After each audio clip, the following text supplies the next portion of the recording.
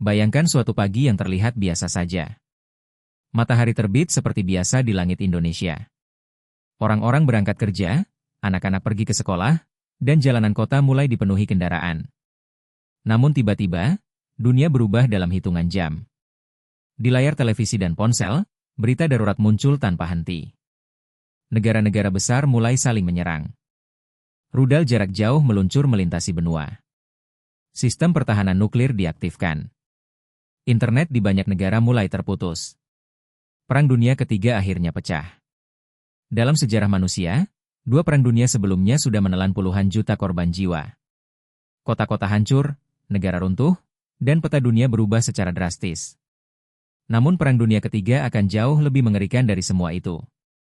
Karena sekarang manusia memiliki senjata yang jauh lebih mematikan. Senjata nuklir, senjata hipersonik, perang siber, hingga perang luar angkasa. Pertanyaannya adalah, jika Perang Dunia benar-benar terjadi, bagaimana nasib Indonesia? Apakah Indonesia akan ikut terseret ke dalam konflik global? Apakah Indonesia bisa bertahan? Atau justru Indonesia menjadi salah satu tempat paling aman di dunia? Hari ini kita akan membahas sebuah skenario yang jarang dibicarakan. Kita akan melihat dari sisi militer, ekonomi, geopolitik, hingga kehidupan masyarakat. Karena jika Perang Dunia Ketiga benar-benar terjadi, Indonesia mungkin tidak akan pernah sama lagi. Bagian 1, Dunia di Ambang Perang Besar. Untuk memahami nasib Indonesia, kita harus melihat terlebih dahulu bagaimana Perang Dunia Ketiga bisa dimulai. Saat ini dunia berada dalam kondisi yang sangat tegang. Beberapa kekuatan besar saling bersaing untuk memperebutkan pengaruh global. Amerika Serikat, China, Rusia, dan sekutu-sekutu mereka terus memperkuat militer masing-masing. Laut Cina Selatan menjadi salah satu wilayah paling panas di dunia. Konflik di Timur Tengah juga terus memanas. Di Eropa Timur, ketegangan militer sudah berlangsung bertahun-tahun. Jika satu saja konflik besar meledak dan melibatkan negara-negara besar, maka efek domino bisa terjadi dengan sangat cepat. Dalam hitungan hari, aliansi militer akan mulai bergerak. NATO mungkin akan terlibat.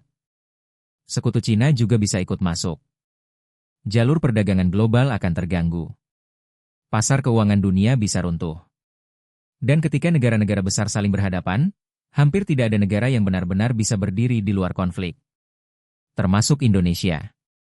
Bagian 2, posisi Indonesia di peta dunia. Indonesia bukan hanya negara besar. Indonesia adalah negara kepulauan terbesar di dunia dengan posisi yang sangat strategis. Indonesia berada tepat di jalur perdagangan internasional yang menghubungkan Samudra Pasifik dan Samudra Hindia. Selat Malaka, Selat Sunda, dan Selat Lombok merupakan jalur laut paling penting di dunia. Setiap tahun, sebagian besar perdagangan global melewati wilayah ini. Jika Perang Dunia terjadi, jalur-jalur ini akan menjadi titik strategis yang sangat diperebutkan. Negara-negara besar akan berusaha mengamankan jalur perdagangan mereka. Kapal perang bisa mulai berpatroli di wilayah sekitar Indonesia. Ini berarti Indonesia berada di posisi yang sangat sensitif. Di satu sisi, Indonesia memiliki kebijakan politik luar negeri bebas aktif. Artinya Indonesia tidak memihak blok manapun. Namun dalam perang global, tekanan dari negara-negara besar bisa menjadi sangat kuat. Indonesia mungkin dipaksa memilih sikap. Bagian 3, ancaman perang di sekitar Indonesia. Jika Perang Dunia Ketiga pecah, kemungkinan besar wilayah Asia Pasifik akan menjadi salah satu medan utama. Konflik antara Amerika Serikat dan China bisa menjadi pusat perang global.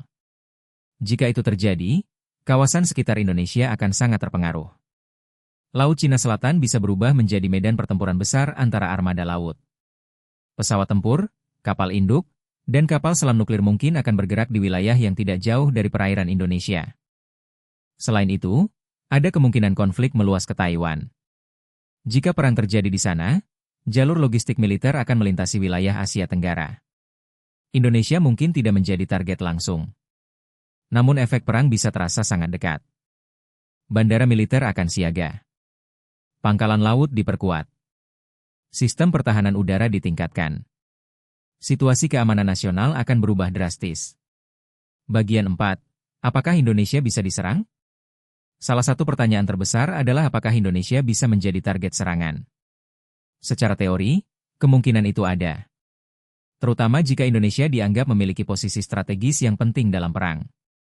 Misalnya, jika salah satu pihak ingin menguasai jalur perdagangan laut di Asia Tenggara, maka wilayah sekitar Indonesia bisa menjadi area operasi militer. Namun ada juga faktor lain yang membuat Indonesia relatif lebih aman dibanding beberapa negara lain. Indonesia bukan anggota aliansi militer besar seperti NATO. Indonesia juga tidak memiliki konflik militer langsung dengan negara-negara besar. Karena itu, Indonesia mungkin tidak menjadi target utama dalam perang global. Namun ancaman lain bisa muncul. Perang modern tidak selalu berarti invasi fisik. Serangan siber bisa melumpuhkan sistem listrik, perbankan, dan komunikasi. Serangan ekonomi juga bisa menghancurkan stabilitas negara tanpa satu peluru pun ditembakkan. Agian 5, dampak ekonomi yang sangat besar. Jika perang dunia terjadi, dampak ekonomi akan terasa hampir di seluruh dunia.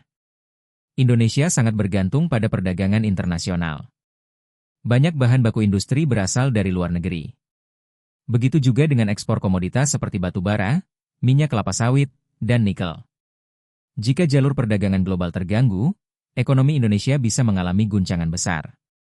Harga energi mungkin melonjak drastis. Harga pangan juga bisa meningkat karena distribusi global terganggu. Pasar saham bisa jatuh. Nilai mata uang bisa berfluktuasi. Namun di sisi lain, Indonesia memiliki satu keuntungan besar. Indonesia adalah negara yang sangat kaya akan sumber daya alam. Jika dikelola dengan baik, Indonesia sebenarnya memiliki potensi untuk bertahan lebih baik dibanding beberapa negara lain yang sangat bergantung pada impor. Bagian 6, ketahanan pangan Indonesia. Salah satu faktor terpenting dalam perang besar adalah ketersediaan makanan. Negara yang tidak mampu memproduksi pangan sendiri biasanya akan mengalami krisis serius saat perang terjadi. Indonesia memiliki sektor pertanian yang cukup besar. Beras, jagung, dan berbagai hasil pertanian lainnya diproduksi di dalam negeri. Namun tetap ada tantangan besar. Distribusi pangan di negara kepulauan seperti Indonesia sangat kompleks. Jika logistik terganggu, beberapa daerah bisa mengalami kekurangan makanan. Selain itu, pupuk dan beberapa bahan pertanian masih bergantung pada impor. Jika perang memutus jalur impor, produksi pertanian bisa menurun. Karena itu, ketahanan pangan akan menjadi isu yang sangat penting bagi Indonesia dalam situasi perang global. Bagian 7, perang siber dan informasi. Perang di masa depan tidak hanya terjadi di medan tempur. Salah satu senjata paling kuat di era modern adalah perang siber. Serangan siber bisa menargetkan jaringan listrik, sistem komunikasi, ban, hingga satelit. Jika infrastruktur digital Indonesia diserang, dampaknya bisa sangat besar. Bayangkan jika jaringan listrik nasional tiba-tiba mati. Internet terputus. Sistem perbankan tidak bisa digunakan. Kehidupan sehari-hari bisa terganggu secara besar-besaran. Selain itu, perang informasi juga akan meningkat.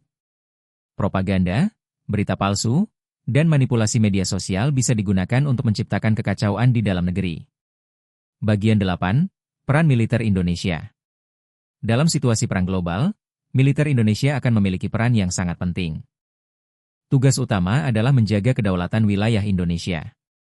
Angkatan Laut akan mengamankan perairan strategis. Angkatan Udara akan meningkatkan patroli udara.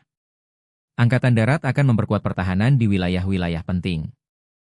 Indonesia juga memiliki pengalaman panjang dalam menjaga stabilitas nasional. Namun menghadapi perang global tentu menjadi tantangan yang jauh lebih besar. Kerja sama regional dengan negara-negara ASEAN mungkin akan menjadi sangat penting.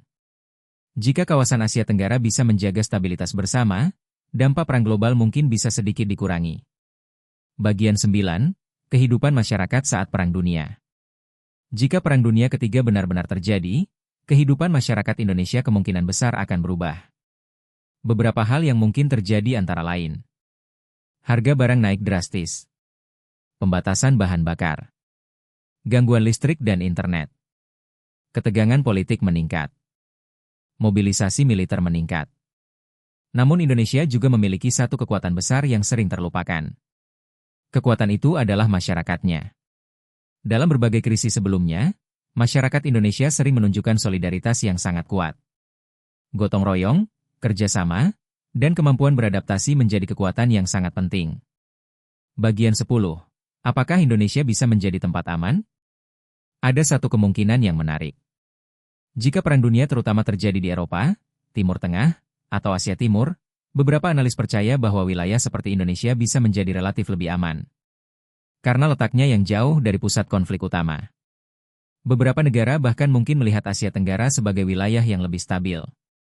Namun semua itu bergantung pada bagaimana Indonesia menjaga stabilitas politik, ekonomi, dan keamanan nasional. Perang Dunia Ketiga adalah salah satu kemungkinan paling menakutkan dalam sejarah manusia. Jika itu benar-benar terjadi, dunia yang kita kenal sekarang bisa berubah sepenuhnya. Bagi Indonesia, masa depan dalam skenario perang global penuh dengan ketidakpastian. Ada ancaman besar. Namun juga ada peluang untuk bertahan. Letak geografis yang strategis, sumber daya alam yang melimpah, dan kekuatan masyarakat bisa menjadi faktor yang membantu Indonesia menghadapi krisis global. Namun satu hal yang pasti. Jika Perang Dunia Ketiga benar-benar terjadi, dunia tidak akan pernah kembali seperti sebelumnya. Menurut kalian, apakah Indonesia bisa bertahan jika Perang Dunia Ketiga terjadi? Apakah Indonesia akan menjadi negara yang aman, atau justru ikut terseret dalam konflik global? Tulis pendapat kalian di kolom komentar. Dan jika kalian suka konten seperti ini yang membahas skenario besar tentang masa depan dunia, jangan lupa subscribe channel ini, karena masih banyak video menarik lainnya yang akan kita bahas bersama.